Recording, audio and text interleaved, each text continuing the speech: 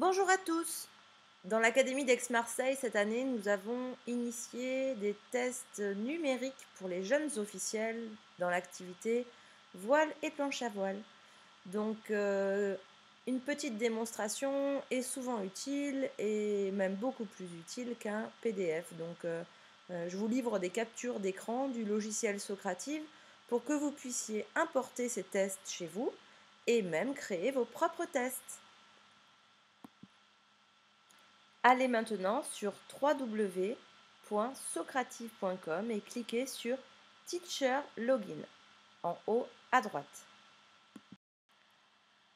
Donc vous verrez au début l'application est en anglais et elle reconnaît assez rapidement qu'on est français et qu'on parle en français. Si ce n'est pas le cas, on peut aller dans les paramètres et modifier la langue, ce qui permet d'avoir un accès un peu plus rapide et facile. Donc on va sur cet accès enseignant créer son compte. Donc vous avez en bas à droite obtenir un compte gratuit. Donc c'est vraiment 100% gratuit. Il n'y a absolument aucun risque et les seules personnes qui vont rentrer leur mail dans cette application, ça va être les enseignants. Les élèves ne vont jamais rentrer leur compte mail ou un code. Ils vont juste rentrer directement dans l'application. Donc là, je crée un compte fictif qui s'appelle Essai Professeur EPS avec une adresse de courriel.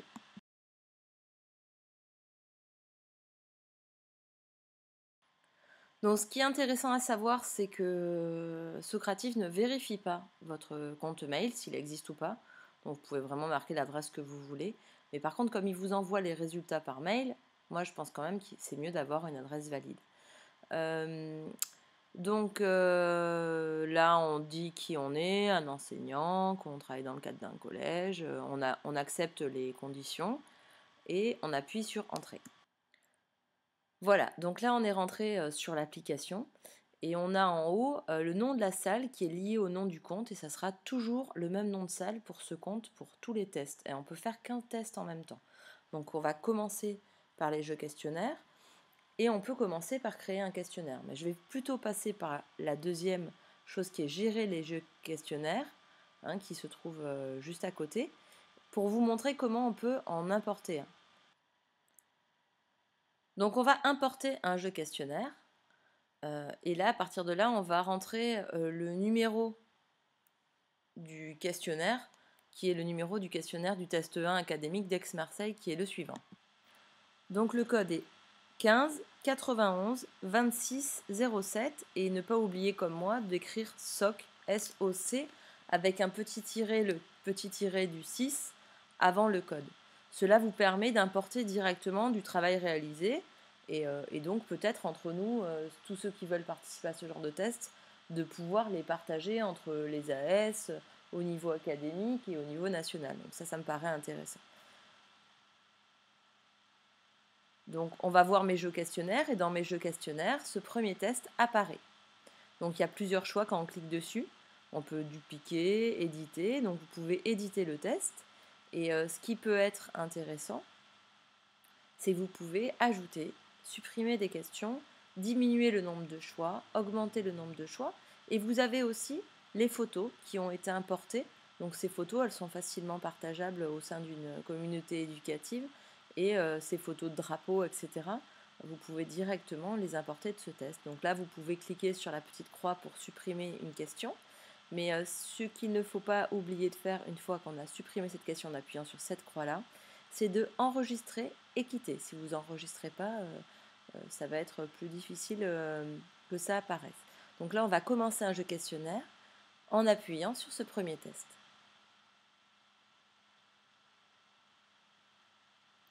Donc là, on peut activer ou désactiver le nom des étudiants, le feedback, la réponse qui est donnée aux étudiants.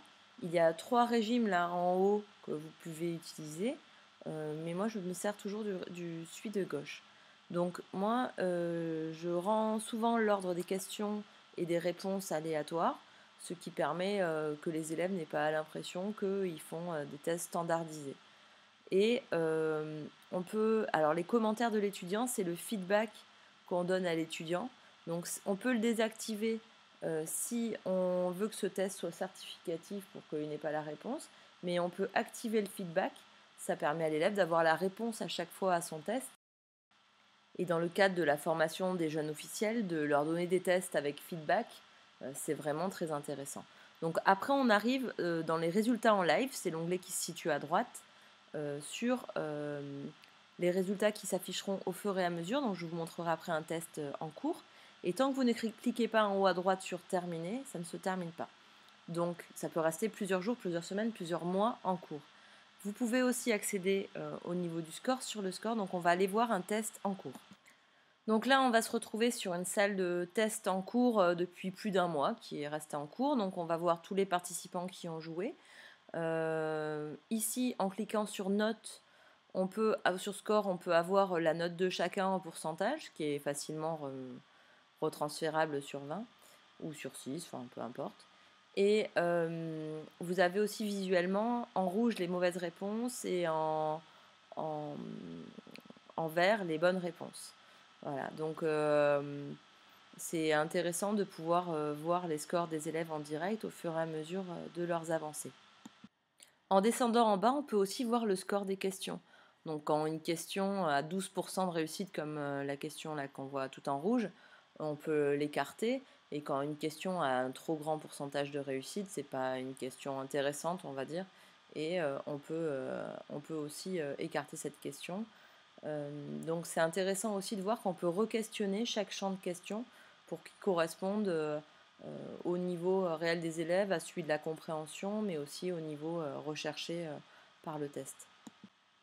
Donc là, mettons que je veuille terminer, donc je clique bien en haut à droite sur terminer et je vais cliquer sur obtenir des rapports. Donc là, plusieurs façons. Je peux les obtenir par Excel, je peux obtenir les résultats par élève et je peux obtenir les résultats pour chaque question. Donc moi, je décide de les télécharger. Je peux aussi me les faire envoyer par mail par l'application. Et donc, ils vont arriver dans mes téléchargements. Et ça va arriver sous la forme d'un dossier compressé sous zip. Donc dans ce dossier, il y a plusieurs choses. Donc il y a 3 choses qui apparaissent dans le dossier. La première, c'est un fichier Excel qui reprend l'ensemble des données et que je suis en train d'ouvrir.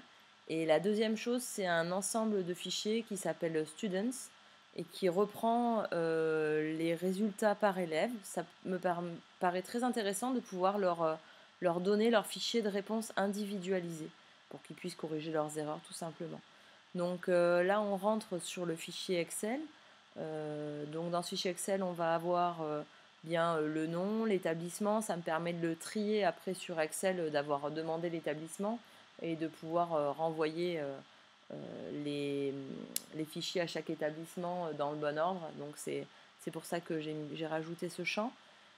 On a en vert les bonnes réponses, en rouge les mauvaises réponses, le nombre de bonnes réponses et le pourcentage aussi.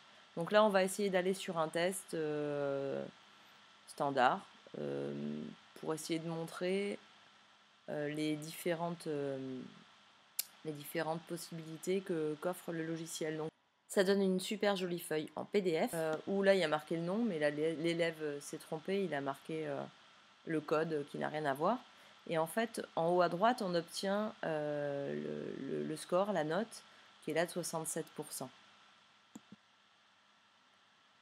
Donc là, par exemple, dans ce test, on voit les tics verts qui montrent les bonnes réponses et les croix rouges qui montrent que l'élève avait mal répondu et qui indiquent à chaque fois la bonne réponse.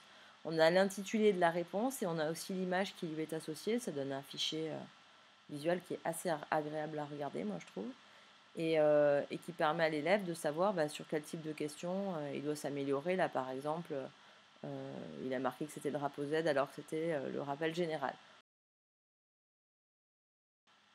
Bon, maintenant, vous vous dites que vous êtes capable de créer votre questionnaire seul, donc vous allez repasser par créer un jeu questionnaire. Dans créer ce jeu questionnaire, vous allez lui donner un nom, alors il s'appelle Blabla, et vous allez donner ou non la possibilité de partager ce test à d'autres personnes à qui vous avez donné le numéro. S'ils n'ont pas le numéro, ils ne peuvent pas partager le test, donc ce n'est pas un test public non plus, vous inquiétez pas par rapport à ça. Il n'y a que quand je vous donne par exemple le numéro du test que vous pouvez y accéder. Donc vous pouvez postuler pour une question à choix multiple, un vrai-faux, etc.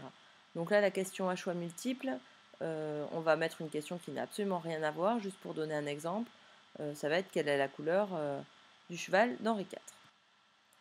Donc la réponse à quelle est la couleur du cheval blanc d'Henri IV, vous allez pouvoir marquer blanc et vous allez noter que c'est bien exact. Comme ça, quand il vous corrigera le test, il notera effectivement que l'élève qui a répondu blanc, c'était la bonne réponse.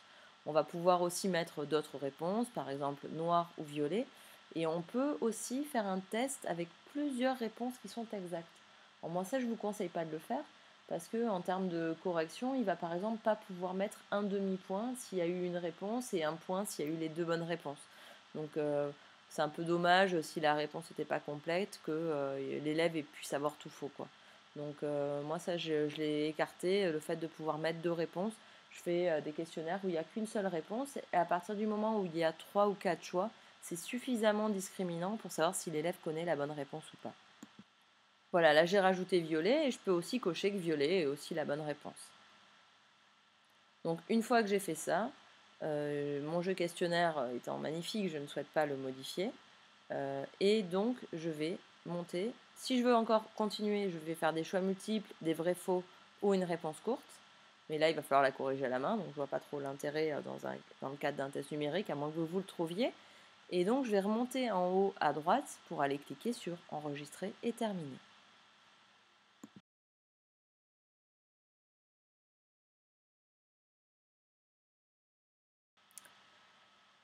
Donc là, j'ai bien mes deux tests. Le test blabla que j'ai fait et celui que j'avais importé. Donc je vais commencer un jeu questionnaire en repassant par le tableau de bord. Et je vais sélectionner le jeu questionnaire blabla. Voilà, maintenant il ne vous reste plus qu'à mettre ce nouveau test blabla en ligne, comme j'ai pu vous l'expliquer avant. Et vous pouvez aussi faire plein de petites courses et de jeux rigolos. Il y a plein de solutions dans cette application une fois que vous serez exercé à la manipuler. J'espère que ce tuto a été suffisamment clair pour que vous puissiez vous lancer. A très bientôt. Salut!